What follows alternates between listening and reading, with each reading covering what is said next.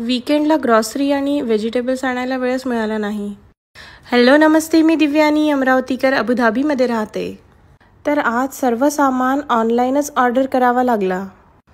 Order आल्याबरोबर Mikasa मागे लागली, मम्मा मला पण हेल्प करायची आहे. मग तर तिने सुरुवात केली मिल्क ठेवण्यापासून. मिल्क ठेवला, इडलीचा बॅटर ठेवला, नंतर व्हेजिटेबल्स ठेवले आणि कोथिंबीर ठेवला आणि मग नंतर फायनली तिने काय केलं, एग्सचा ट्रे उचलला. मी तर इतकी घाबरली, मला वाटलं आता सर्व एग फुटणारच.